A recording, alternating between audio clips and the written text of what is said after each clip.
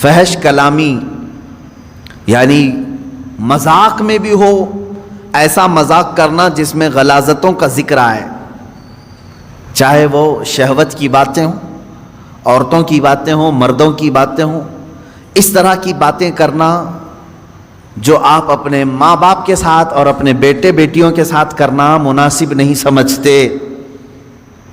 یہ وہ فحش کلامی ہے جو دوستوں کے ساتھ اکثر لوگ کر جاتے ہیں۔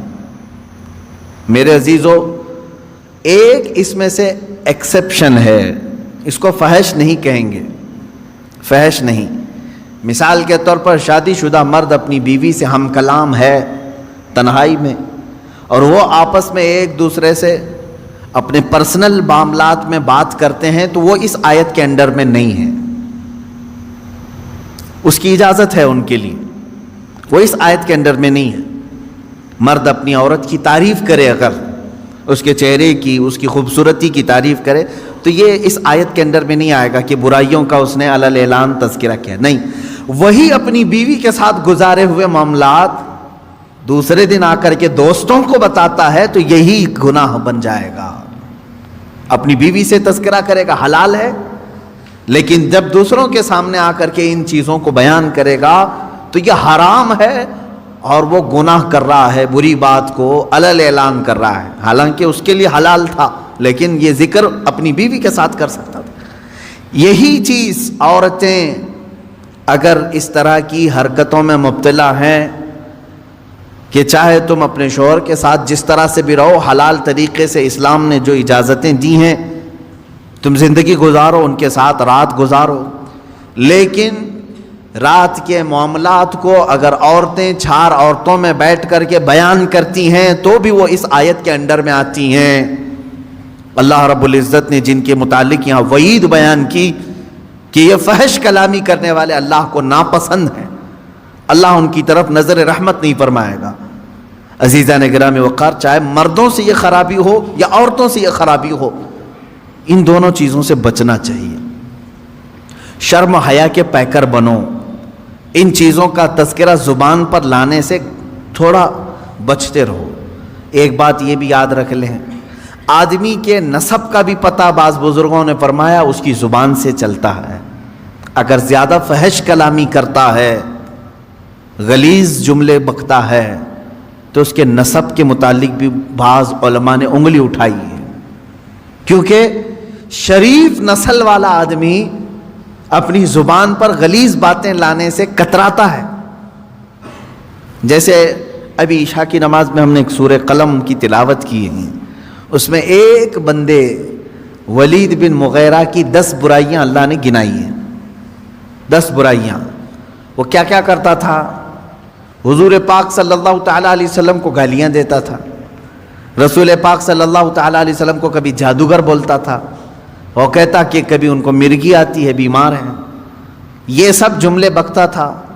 یہاں تک کہ حضور صلی اللہ علیہ وسلم جب آیتیں تلاوت کرتے تو یہ کہتا یہ تو پرانے لوگوں کی لکھی ہوئی آیتیں کہیں سے چرا کے تم لائے ہو، تو اس طرح کے جملے کہتا تھا۔ تو قرآن نے اس کے متعلق کیا بتایا؟ وہی جو ابھی میں نے جسٹ تھوڑی دیر پہلے کہا، فحش کلامی جو ہے وہ نسب کے اوپر شک پیدا کرتی ہے۔ قرآن نے کہا عتل بعد ذلک زنیم، یہ وہ شخص ہے جو زنا سے پیدا ہوا ہے، جو رسول مختار صلی اللہ تعالیٰ علیہ وسلم پر ایسی باتیں کر رہا ہے، جھوٹے الزامات لگا رہا ہے، تہمتیں لگا رہا ہے، اس کے نسب میں خرابی ہے۔ ولید بن مغیرہ مشہور شخص ہے، اور جب قرآن نے یہ بیان کیا تو دوڑتا ہوا اپنی ماں کے پاس گیا، کہا قرآن نے میری برائیاں گنائی اور یہ بھی کہا ہے کہ میں زنا سے پیدا ہوا ہوں، میرے باپ کا نام تو مغیرہ ہے۔ اپنی ماں کو گرا دیا، اس کے سینے پر بیٹھ گیا، کہا سچ سچ بتا میں کس کا بیٹا ہوں۔ اس کی ماں نے کہا بیٹا ولید، تو اگر مغیرہ کا ہی بیٹا ہوتا تو اپنی ماں کے سینے پہ چڑھ کے نہیں بیٹھا ہوتا۔ بات در حقیقت یہ ہے، بکریاں چرانے والے ایک آدمی سے مجھے عشق ہو گیا تھا، میں نے اس کے ساتھ بدکاری کر لی، میں نے اس چرواہے سے زنا کر لیا، اسی نطفے سے تو پیدا ہوا۔ ماں نے اس شک کو بھی دور کر دیا، قرآن نے جو بتایا وہ حق ہو کر نکلا۔ یہاں سے پتہ چلتا ہے کہ ہر گستاخ رسول کا نطفہ پلید ہے. جو رسول کریم صلی اللہ تعالیٰ علیہ وسلم کی طرف انگلی اٹھائے اس کے نسب میں خرابی ہے.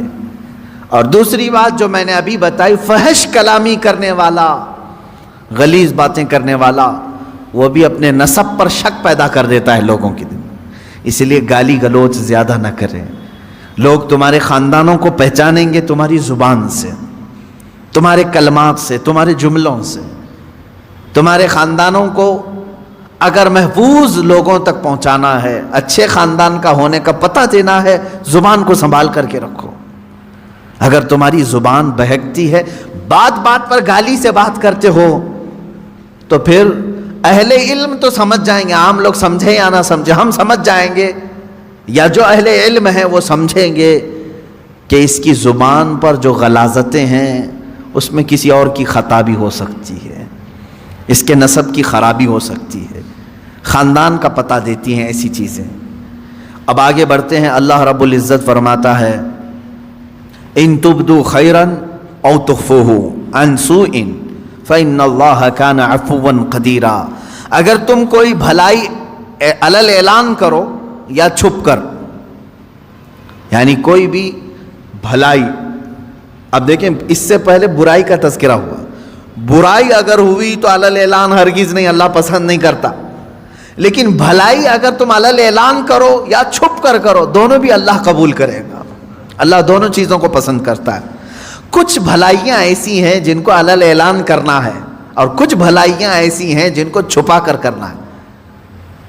نیکیاں جو ہے نا سب چھپانے کا حکم نہیں ہے. بعض نیکیاں وہ ہیں جن کو علل اعلان کرنا ہے. نماز چھپ کر پڑھنے کا حکم نہیں ہے. میں سارے لوگوں کی نظروں میں آ کر کے جماعت سے نماز ادا کرو، علل اعلان کرو یہ نیکی. زکوٰۃ دینے کا بھی حکم یہ ہے، چھپا کر کے نہیں، دکھا کر کے دینا افضل ہے زکوٰۃ. باقی جو خیرات ہے، نفل خیرات، ایسا دو کہ دوسرے ہاتھ کو خبر بھی نہ ہو. دیکھیں آپ، نیکیاں بعض علل اعلان کرنا ہے اور بعض چھپا کر کے. نماز اگر کوئی کہتا ہے نہیں میں اپنے روم میں پڑھ لیتا ہوں، میں بند کر کے اکیلا پڑھ لیتا ہوں، منع کیا گیا ہے کہ یہ نیکی چھپ کر کے نہیں، دکھا کر کرنی ہے. علل اعلان کرو. اس کی وجہ کیا ہے؟ کئی وجوہات ہیں.